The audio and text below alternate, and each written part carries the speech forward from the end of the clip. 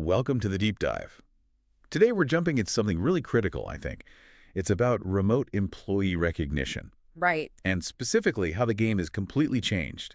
We've got some compelling research showing it's not just a nice perk anymore. Absolutely not. By 2025, the data is clear. This is strategic. It's a business imperative. Yeah, and ignoring it, well, that comes with a hefty price tag. That's the big shift, isn't it? Moving away from thinking of appreciation as, just a soft skill. We need to see it as, well, essential human infrastructure for distributed teams. And the sources we've looked at, they really lay out a blueprint. A blueprint for turning random good jobs into something measurable. Exactly. A measured investment focused squarely on keeping your people and keeping them engaged. And the urgency is real. Let's talk about the cost of not doing this. There's this story, Sarah's story, that really sets the stage. Ah, yes, Sarah. A classic, unfortunately common example. She was a talk remote salesperson, right? Ah. Closed 3 major deals in just 1 week. Stellar performer for 2 years. Yep. And the only recognition she got, an automated commission report. That was it. Ouch. So what happened? Well, 3 weeks after landing those big deals, she quit. Wow. Moved to a competitor. And the key difference, they had a structured way of showing appreciation. And the cost to her original company. That's the kicker. Around $75,000 when you factor in recruitment, training, lost productivity, all of it. $75,000 for one person. That's significant. It is. And it's not some rare occurrence. It's the reality for companies that haven't adapted their recognition for remote work. The stakes are really high. So how bad is this recognition gap, statistically speaking? The numbers are pretty stark. Overall, in the U.S., maybe 60% of employees feel meaningfully recognized, which sounds okay, maybe. Okay-ish. But then you look specifically at remote workers, and it plummets. A huge 82% say they feel unrecognized. 82% compared to office workers. Compared to about 40% for office workers. So that gap is massive. And that 82% is a huge flight risk. Okay, so that's the problem laid bare. What's the upside? What happens if companies do get this right?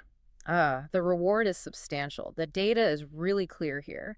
Good recognition programs, they boost engagement by around 45%. 45% increase in engagement. And they can cut voluntary turnover by about 31%.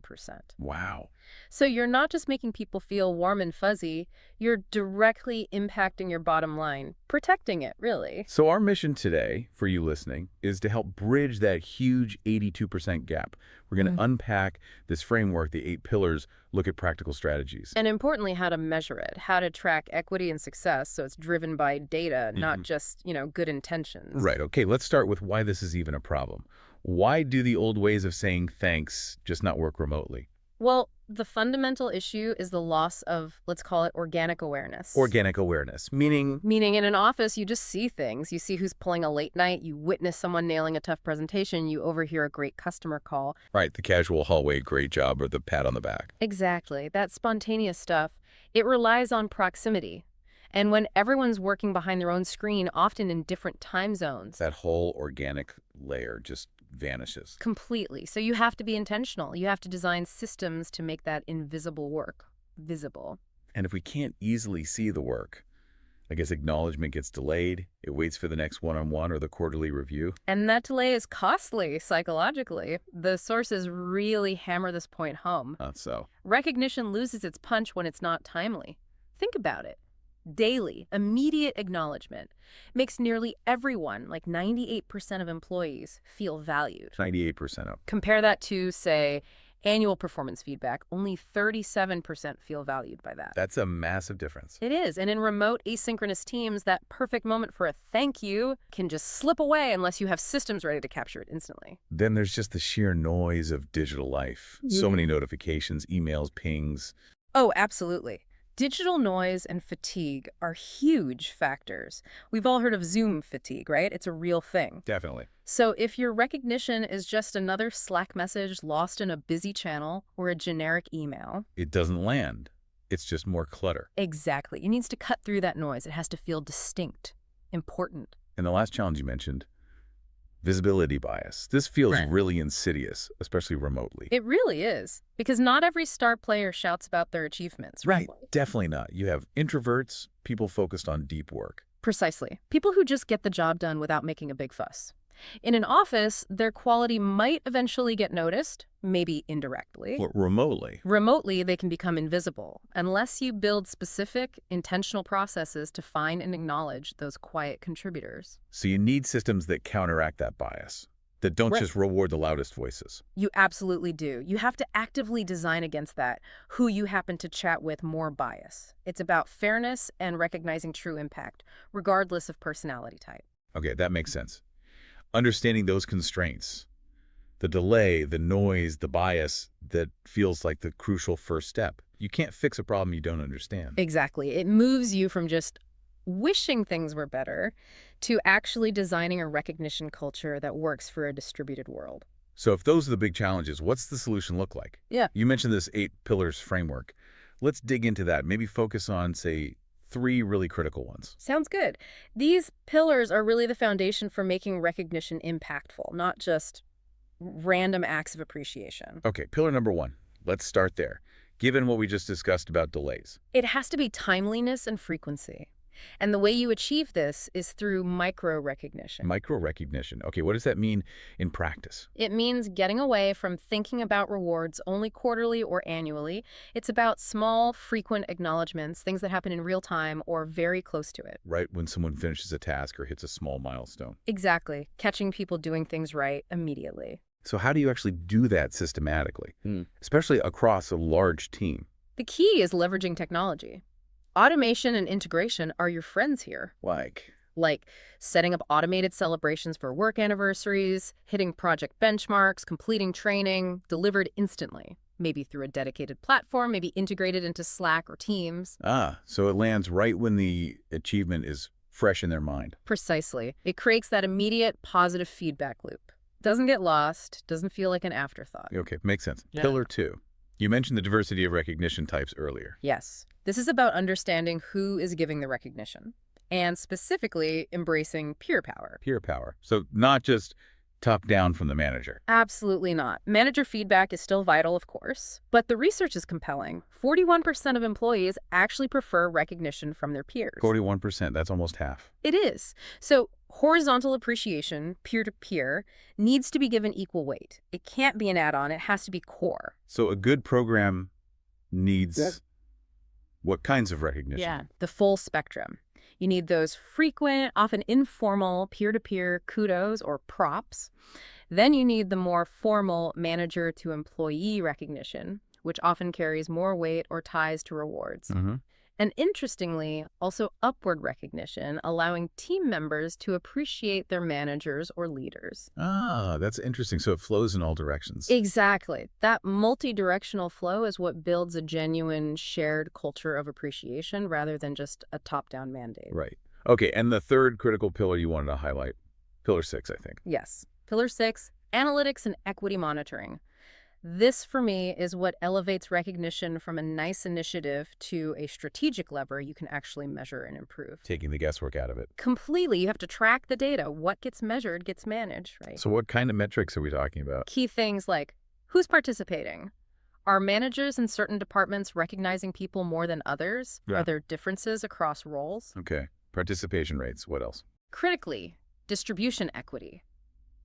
Are you seeing recognition spread fairly across different demographic groups? Or are there potential biases creeping in? Checking for those blind spots we talked about earlier. Exactly. And then the ultimate metric, correlating recognition frequency with actual retention rates. Can you show that teams with higher recognition rates have lower turnover? That's powerful. Connecting it directly to business outcomes. Why is that equity monitoring piece so vital remotely?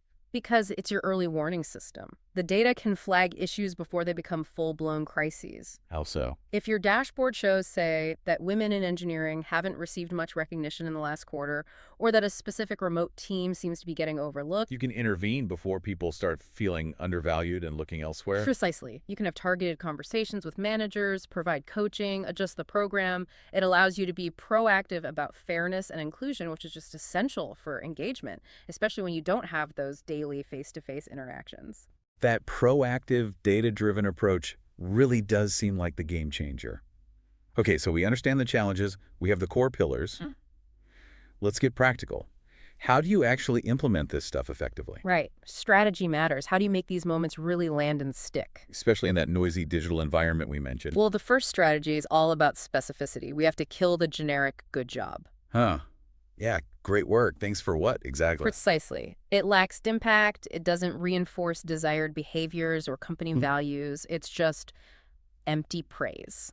So how do you make it specific? I remember seeing a template mentioned in the sources. Yes, there's a really effective, simple structure you can promote, especially for peer-to-peer kudos. It goes something like this. Thanks for the specific action you took, Okay, step 1, name the action. which helped us achieve this specific positive outcome, Step 2, connect it to the impact. and really demonstrates our company value of, mention the relevant value. Linking it back to the bigger picture, the company culture. Exactly. That structure, action, outcome, value transforms a vague compliment into meaningful feedback. And the data suggests this kind of specific recognition has something like a 340% greater impact than generic messages. 340%. Just from being specific. That's incredible. It really is. It makes the recognition feel earned, understood, and aligned with what the company actually cares about. Okay, specificity is key. What about the rewards themselves? If you were giving tangible rewards, what works best for remote folks? Well, the research consistently shows that for many remote workers, time and flexibility are incredibly valuable, sometimes even more valuable than cash. Right, I think I saw a Harvard Business Review finding mentioned. That flexibility is valued like an 8% raise. Something like that, yes. The perceived value of being able to control your own schedule and location is huge. So the rewards should maybe lean into that. They definitely can, and often should. Think about experience-based rewards rather than just gift cards. Like what? Maybe a subscription to a high-quality online learning platform, a virtual cooking class, a wellness app membership. Things that enhance their life or skills. Or even just more time. Absolutely. Extra paid time off, more flexible hours for a period, rewarding great work with the very thing many remote employees value most, autonomy and time, can be incredibly powerful. It reinforces why they like working remotely in the first place. That makes a lot of sense. Yeah. Okay, so specific praise, flexible or experiential rewards. How do you make sure a new recognition program doesn't just fizzle out after launch? The implementation rollout. Very important. You can't just launch a platform and hope people use it. You need structure. What kind of structure? The sources often recommend a phased approach, like a 30, 60, 90-day plan. Okay, break that down. What happens in the first 30 days? That's all about building momentum and visibility. You need strong executive sponsorship leaders actively using the system and talking about it. Maybe run some fun launch challenges or contests to get people logged in and trying it out. Make it unavoidable. So high energy, top-down support. Then what? Day 60. By day 60, you should be focusing on embedding it. This is where you might identify and empower recognition champions or advocates within teams. People who are using it well and can help others. Exactly. They provide feedback, encourage peers, help troubleshoot. You're building grassroots adoption alongside the top-down push. You might also start integrating it more closely with existing tools. And by day 90. By day 90, the goal is for it to be habit. Fully integrated into workflows, maybe recognition prompts tied to project completion in your project management tool, or easily accessible within Slack or email.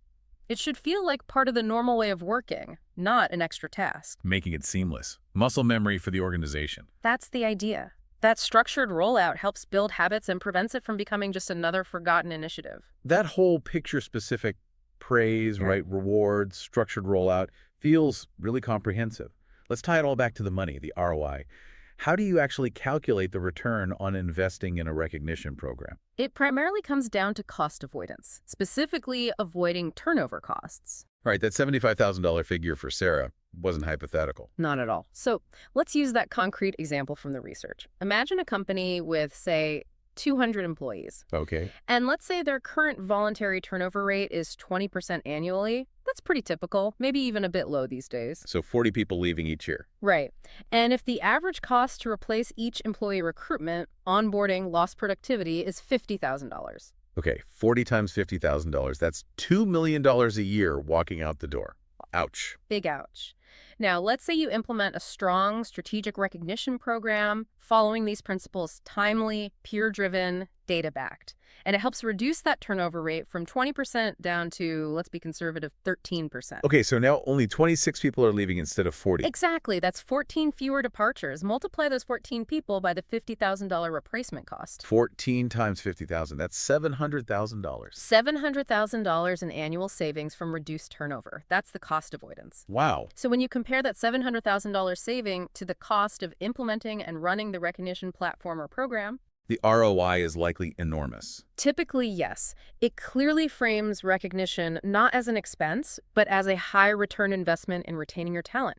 You can take that number straight to finance. That really crystallizes it. This whole deep dive, it just makes it so clear. We're way past nice to have.